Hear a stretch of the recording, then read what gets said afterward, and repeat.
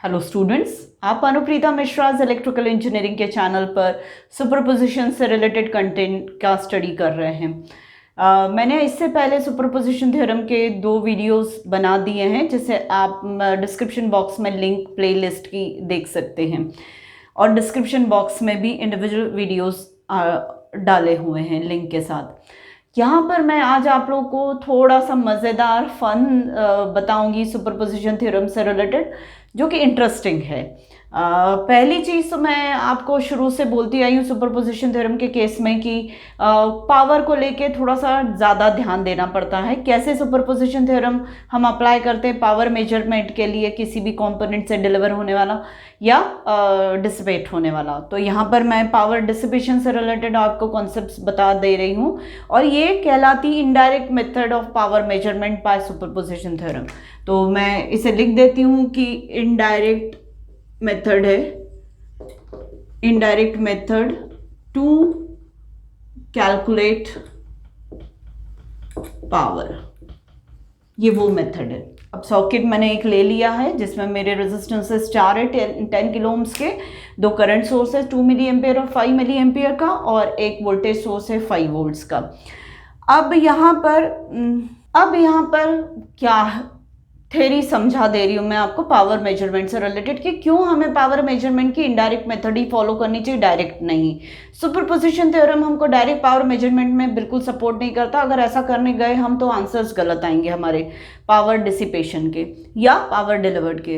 अब बेसिक जो है हमें मालूम है कि पावर क्या होती है, आई स्क्वायर डिसिपेटेड पावर। किसी रेजिस्टेंस के अक्रॉस की अगर पावर डिसिपेशन पता करना है तो उस रेजिस्टेंस से बहने वाले करंट का स्क्वायर इनटू रेजिस्टेंस के मैग्नीट्यूड को कर दे, तो ये मुझे एक्चुअल पावर दे देगा इन वॉट्स। ठीक है, ये तो बेसिक हमें पता है। अगर मैं सुपरपोजिशन थ्योरम से उस पर्टिकुलर रेजिस्टेंस आर में से बहने वाले करंट को 2 सोर्सेस से माना, तो एक बार मैं I1 एक सोर्स की वजह से फाइंड आउट करूंगी और दूसरे सोर्स को डीएक्टिवेट कर दूंगी। मतलब ये मेरा पार्ट 1 सुपरपोजिशन का हो जाएगा। और पार्ट 2 सुपरपोजिशन में फर्स्ट सोर्स को मैं डीएक्टिवेट कर दूंगी, सेकेंड सोर्स को एक्टिव रहने दूंगी, और मैं I2 करंट उसी आर रेजिस्टेंस से पता कर लूंगी। तो मुझे ये समझ में आ रहा है कि मेरा जो टोटल करंट I है एक्चुअली दोनों सोर्सेस के होने पर वो I1 और I2 का एडिशन है। ये मुझे दिख रहा है सुपरपोजिशन थ्योरम से। तो मेरा P क्या हो जाएगा, इस I2 स्क्वायर की जगह में I1 plus I2, I square तो है, R भी है, और इस I की जगह में I1 plus I2 whole square रख के R रख दूंगी।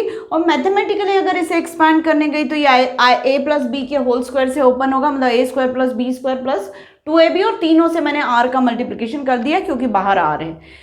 ये मैथ्स अप्लाई किया है। अब मैं अगर पावर मेजर करने जाती हूँ सुपरपोजिशन थ्योरम से, by superposition theorem if individually evaluating power, अगर मैं इंडिविजुअल पावर इवैल्यूएट करने जाती हूँ, मतलब क्या किया, पहले सोर्स को रहने दिया, दूसरे सोर्स को डीएक्टिवेट कर दिया और I1 फाइंड आउट किया, तो मुझे P1 पता चल जाएगा पार्ट 1 ऑफ सुपरपोजिशन में, जो कि I1 स्क्वायर प्लस R है।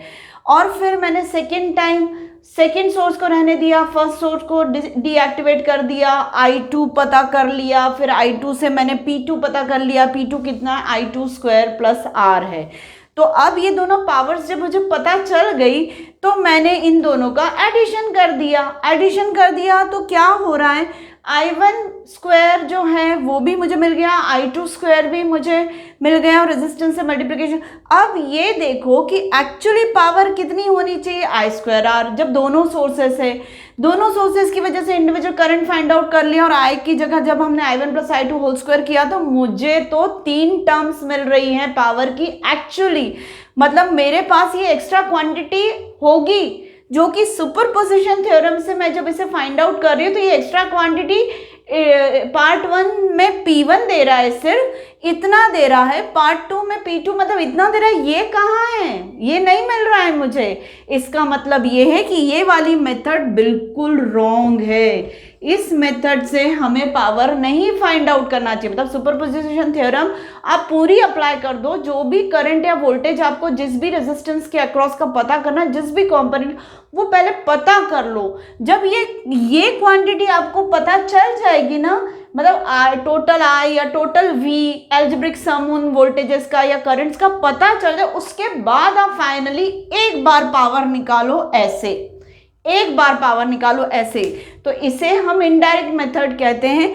ये डायरेक्ट मेथड रॉन्ग है। सुपरपोजिशन थ्योरम से सीधे डायरेक्ट मेथड अप्लाई करके पावर निकालते तो ये रॉन्ग है, इसे नहीं यूज करना है। उसका मैथमेटिकल आपको मैंने रीजन यहां दे दिया कि जब हम इनडायरेक्ट मेथड, ये आपकी इनडायरेक्ट मेथड है सुपरपोजिशन थ्योरम से पावर पता करने की, और ये आपकी डायरेक्ट मेथड है, और डायरेक्ट मेथड रॉन्ग है, इट इज रॉन्ग। हमें कौन सी मेथड फॉलो करनी चाहिए? इनडायरेक्ट मेथड फॉलो करनी चाहिए सुपरपोजिशन से पावर फाइंड आउट करने की।